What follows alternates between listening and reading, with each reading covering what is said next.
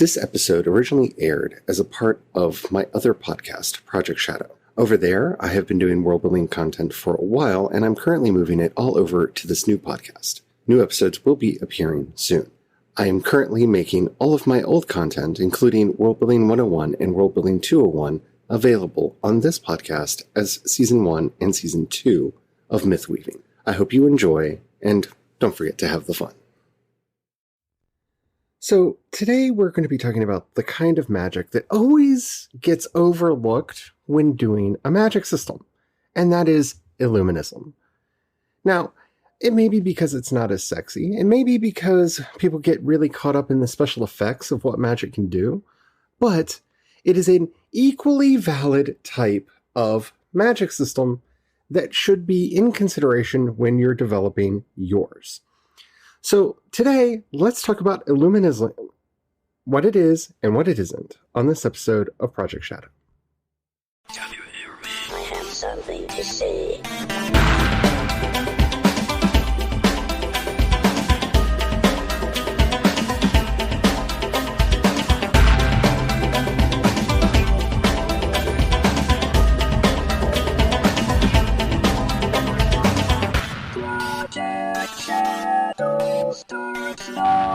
Hello, and welcome to this episode of Project Shadow. My name is Charlie. You might know me better as sci-fi fantasy writer C.E. Dorset, or, that person on YouTube who does all of the things. Hi. All right, so today we are going to be talking about Illuminism. Illuminism is a very strange form of magic, at least for those who have not actually studied anything other than what appears in fantasy books. And for this discussion, I am going to be talking out of 3 books by Dion Fortune called The Training and Work of an Initiate, Applied Magic, and Esoteric Orders and Their Work. These books are not required for you to understand Illuminism, and other people have talked about this topic as well. So bear that in mind. I just really like the way Dion Fortune talks about these things and how she kind of classifies it and brings it up in a way that is much more systematic, shall we say, so that we can have a fair and easy discussion about how this is going to work in our stories. So what is Illuminism? Illuminism is a term derived from the very idea of the Illuminati. Now, this is the most abused term in all of modern fiction, because Illuminati actually means to be enlightened. It is the enlightened ones. It is the Latin equivalent of the word Buddha. And one who is an Illuminatus is essentially a Buddha, and vice versa. And it kind of hurts me a little bit that this word is used so far outside of its original context because of one defunct group from the 1500s. So what is Illuminism? Illuminism is the art of seeking enlightenment. It is the desire to become an ascended master, to break the chains of this world, and depending on the school of Illuminism, exactly how they will define that breaking of the chain. You see, we can talk about this either as a religious school, where we are looking at it from the perspective that you would see something like Hinduism or Buddhism discussing Illuminism, where we're trapped in an endless cycle of reincarnation, and it is through enlightenment that we escape. We can do this through a philosophical lens, where we are basically choosing to come to this plane and can adapt more powers onto ourselves through evolving our spirit as the flesh is evolving. And this is kind of the way that Star Trek looks at Illuminism, which it is, yes, a topic in Star Trek. See my previous episode on, hey, it doesn't have to be an epic fantasy series to have a magic system, where I talk about that a little bit. But yes, Illuminism has a purpose. It has an end game. Some of my personal favorite magic systems are Illuministic, if I can use that word. I think I'm actually coining that word because I've never seen it actually written anywhere else. I am a huge fan of wuxia.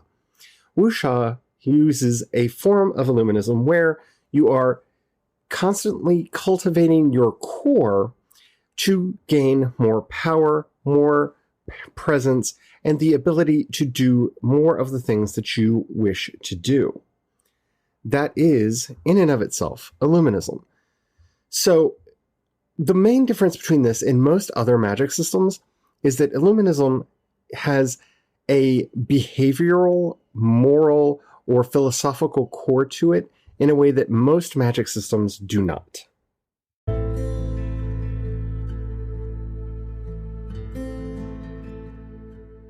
There are two main branches of Illuminism that we have to talk about right up front. The first is mysticism, and the second is occultism. Now, I am going to be using these terms rather academically for sakes of discussion here.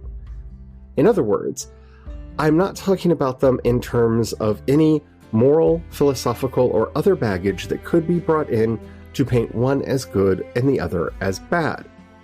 In terms that we are using, within the framework of Illuminism, a mystic is one that relies on the blessing of the universe, granting them power, or connection, or merit.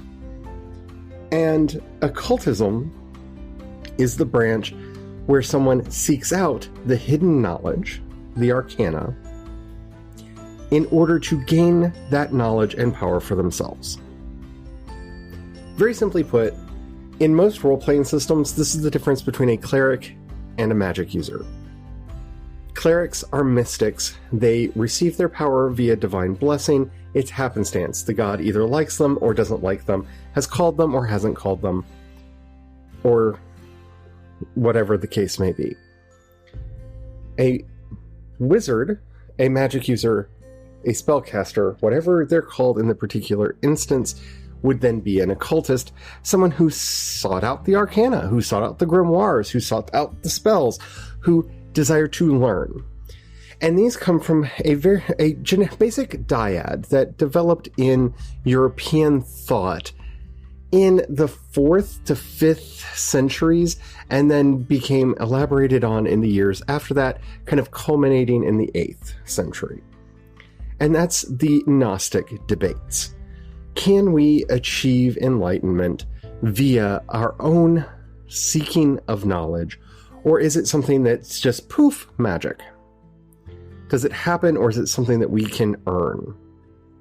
There are numerous facets to this, and again, I'm not going into any theological debates because we're talking about how to create these things rather than the merits of various incarnations of this in our real world.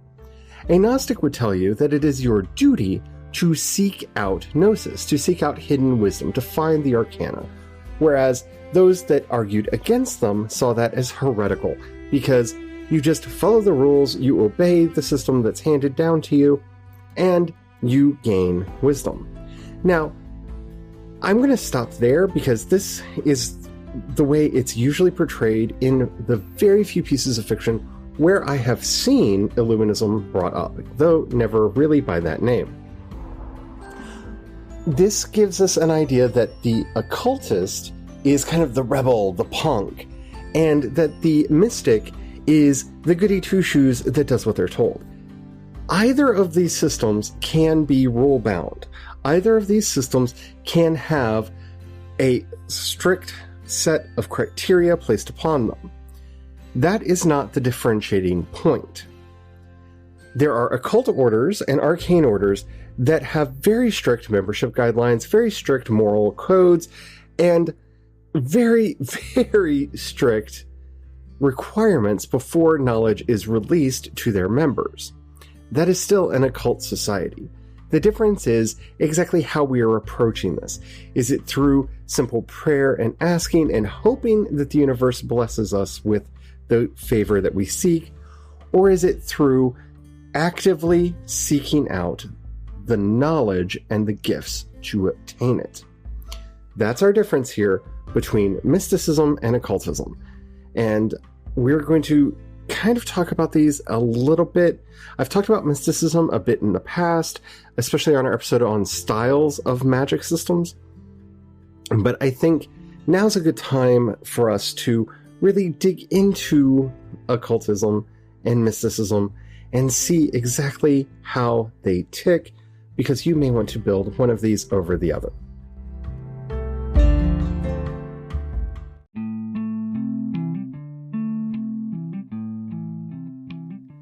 This is one of many places that I'm going to break with Dion Fortune on exactly what constitutes things, but let's talk about mysticism for a minute. She breaks up mysticism into religion and pantheism. And while I completely disagree with that breakdown, I would say religion and spirituality, I do agree with her subsets under that. Religion she defines as service and adoration, whereas pantheism she defines as power and beauty. Now, I make the differentiation here between spirituality and religion because I don't think this is a helpful dichotomy, like most dichotomies, because there isn't really a rigid binary between being a monotheist or being a pantheist. There are many shades of gray in between these two positions, and they're not entirely polar opposite. One, because most people, when they discuss religion, completely ignore the idea of being a henotheist, someone who believes that a particular god is primary in a pantheon, but there are other gods. It also ignores the existence of panentheists who make a very specific disagreement with pantheism. Pantheism says God is all things and all things are God. Panentheism says God is in all things and all things are in God. And the basic distinction between those two ideas is a long protracted theological debate that I'm not going to go into at this moment. But the main difference is whether or not you see every individual thing as divine or having divine character or attributes present within it. But, again, not to get into the wellspring of theological debates that we could be having, because that's not what this podcast is, I do like this distinction between religion and spirituality. For characters to go this way, they are pretty much going to be either, if they're going down the religious track, on a path of service primarily, or on a path of adoration. Sometimes both, or a mix of the two. And if they're going down the spiritual path, that is going to be one of power and one of beauty. Now, what is meant by power and beauty? Power is what we were talking about earlier, this idea that gifts are given. And that's the difference between power given through service over on the religion side and this. This is just power is given. The gods choose. Why do the gods choose? They choose just because they do.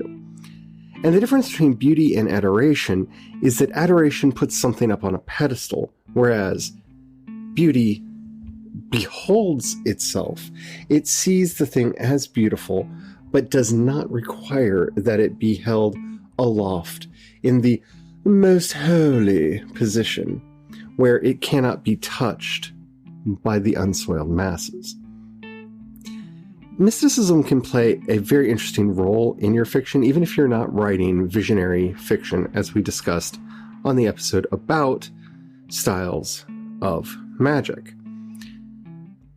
But in course of a story, you really need to ask yourself, because again, binaries are not helpful, and we're going to be talking about a lot of binaries and stuff in this episode. Because someone is on the occult track does not mean that they do not have any mystical leanings. And when someone is on the mystical track does not mean that they are going to choose necessarily between religion and spirituality. Their life will be some conglomeration of these things. The main thing that you need to take away from this is that if you are doing a mystical magic system, then the practitioner is not in charge. In fact, there may be absolutely no guarantee whether or not the magic works. It may simply be a miracle system where they pray and hope. And should the divine entities of the realm agree to bestow the blessing, then the blessing is bestowed. But should they not agree to bestow the blessing, then the blessing is not. That can be a really interesting style of magic to write, and a really interesting one to play with. And also, before we get into occultism, let me remind you, your magic system can be broad and include both. In my Ash Dancer setting, there are all of the above kinds of magic, depending on who you are and the kind of magic that you practice. So, we're just talking more about how that magic can be inflected into a setting than on the hard and fast rules of which category it should fall into.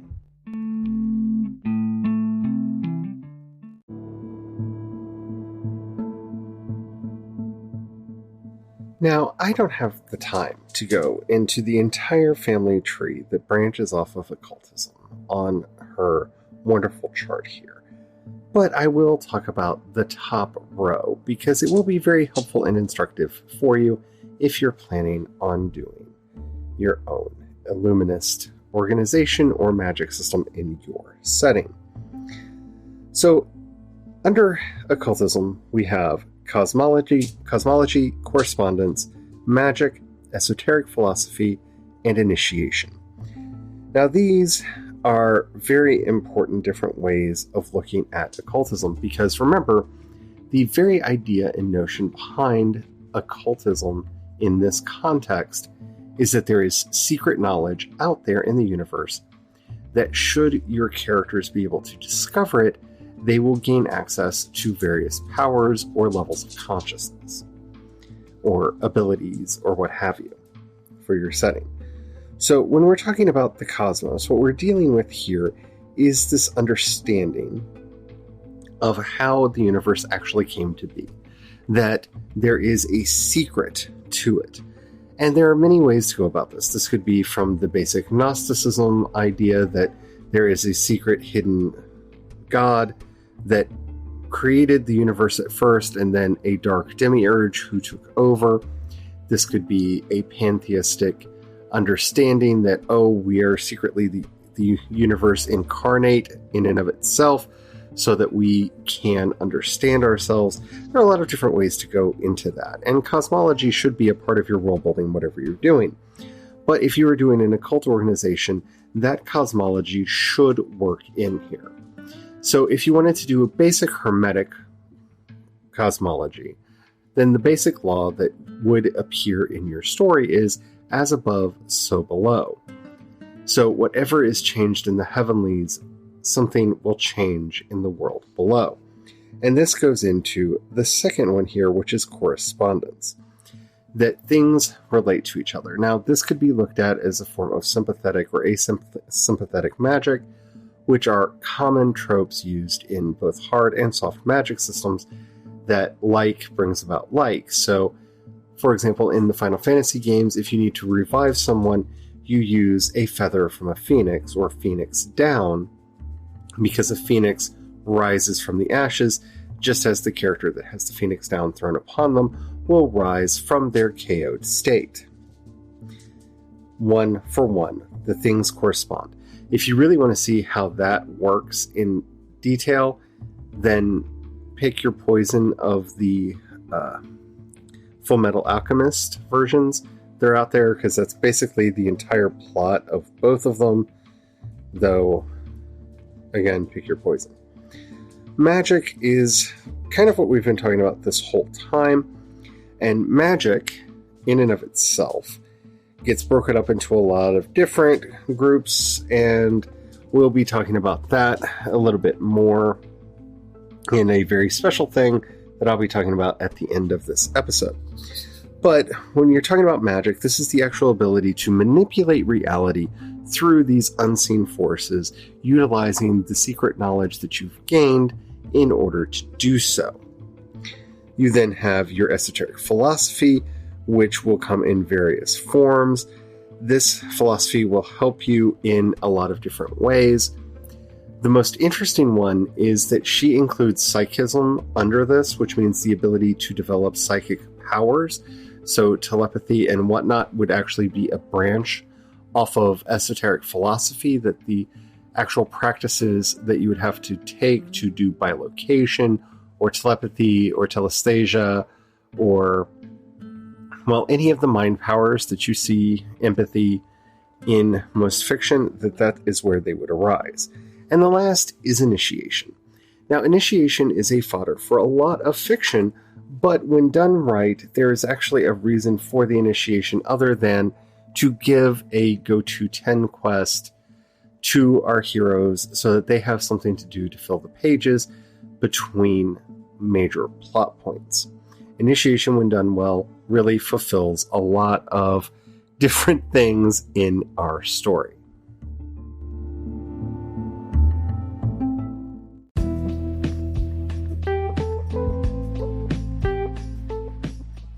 So by now, you're probably asking yourself, Charlie, exactly how is that different from any of the other magic systems that we're talking about? Well, because in a lot of fiction, unfortunately, magic systems exist as a way to justify power or to justify the strange occurrences that are necessary for plot contrivances to move the story forward. Neither of those, to me, is all that interesting. There are ways to do it that are fun and valuable, and if truth be told.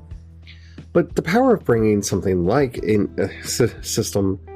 systemized look like Illuminism into your setting and into your characters is that the things that they are learning actually make a difference. Could you imagine if you were reading Harry Potter and Hermione actually had to learn the whys behind magic working, other than because you said a magic word and waved your hand in a particular way while holding a stick? We know that there's more to it, but we're never explained as the audience what that is, because soft magic system, and apparently the characters are not either, or whatever explanation that is given to them does not affect them on a philosophical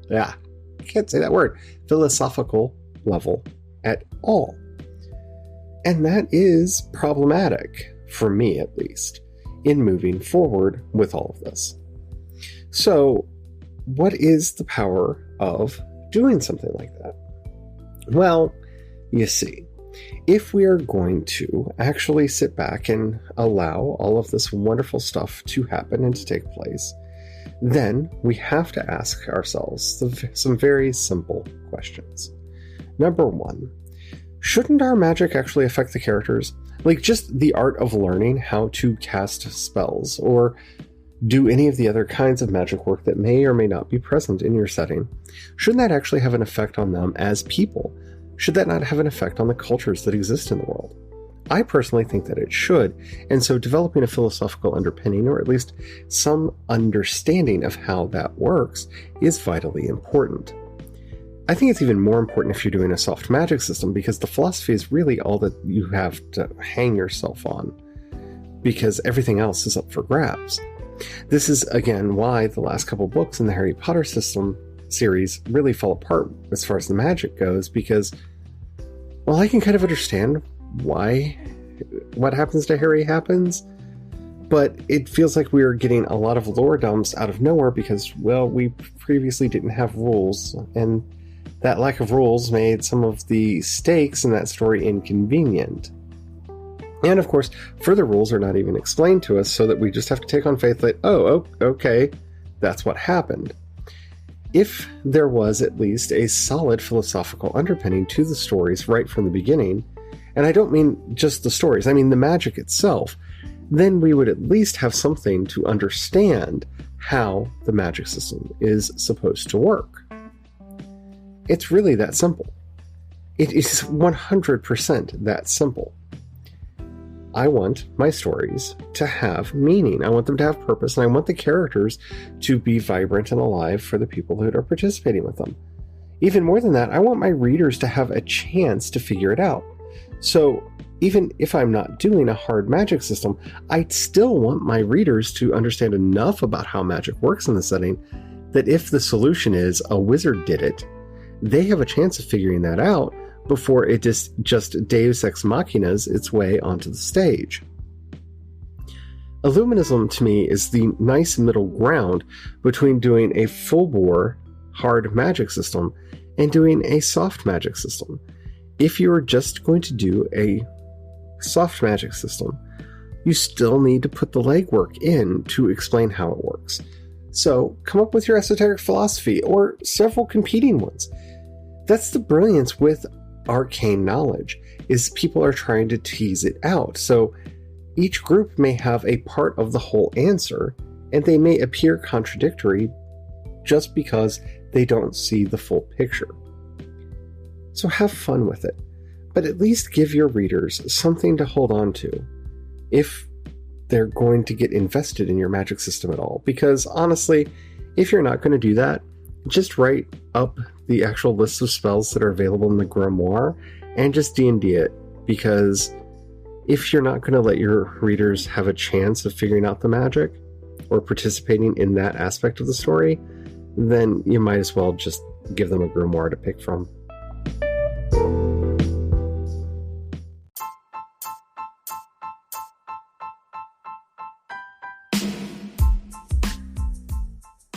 Okay, I get it. I was a little bit snarky there at the end, but I'm having one of those weeks, and I'm just telling you the way I feel it. So hopefully that works for you. Now, I have to say something really kind of sad and also exciting. This is the last World Building Wednesday that I am ever going to do on Project Shadow. Probably. More than likely. But don't worry. It's not that I'm killing the series. It's that I'm trying to refocus everything that I'm doing, and I am going to be giving the world building its own podcast. Yeah, you heard me. I'm going to be doing a podcast specifically on world building. Now, this podcast, unlike Project Shadow, will have distinct seasons to it, which means that there will be hiatuses that I can take some time off and not have to worry about doing episodes. It also means that I will be collecting information from y'all on what you want the stories to be about, so I can cover those things and actually do batch recordings of episodes. Again, so I can have time off. I do a lot, and I don't want to stop doing all the things that I'm doing, but I would really like to have some vacation days built in. And the nice thing about podcasts is I can record them all whenever I have the time to record them and schedule them to come out so that you can have them when you want. So it's not up yet, but I will be making announcements on my various social media channels when it does launch. I will be launching a new podcast called Myth Weaving, which is going to be specifically about world building and all of the different things that you can do for world building. It will be pre-populated with a whole bunch of episodes because I'm going to precede it with all of the Project Shadow episodes that I've done so far on world building. So World Building 101 will become season 1 of the podcast. World Building 102 will become season 2 of the podcast. And going forward, the remaining episodes in 201 will be the rest of season 2, but specifically for that podcast. And I'm really excited about this. I think it's going to help me keep myself focused and allow me to do more specialized things.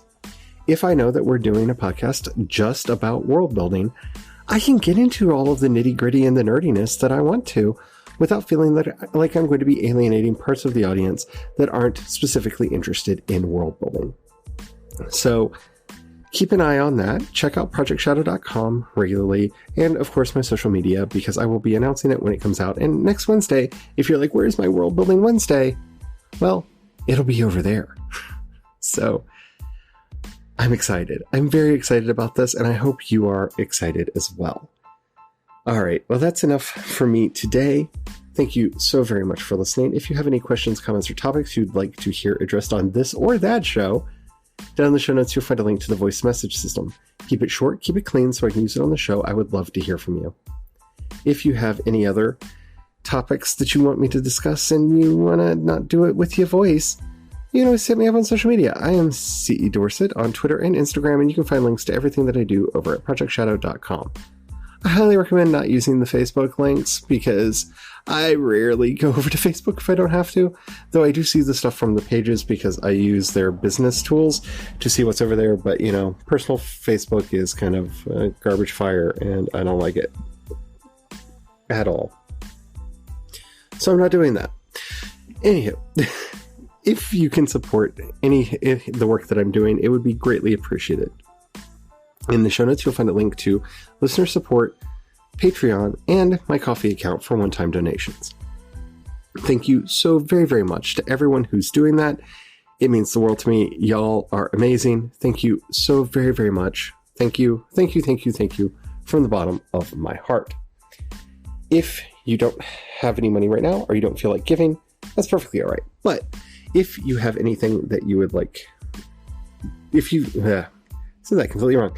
If there's anything that I do that you really enjoy, please share it with other people. That helps out so much. You have absolutely no idea how helpful that is. Thank you. Thank you. Thank you for doing that. It means the absolute world to me. Alrighty. I guess that's it for me today. Remember, Black Lives Matter. Black trans lives matter. Trans identities are valid. And until next time, may you have the courage to ride your dreams into reality. And don't forget to have the fun. Bye.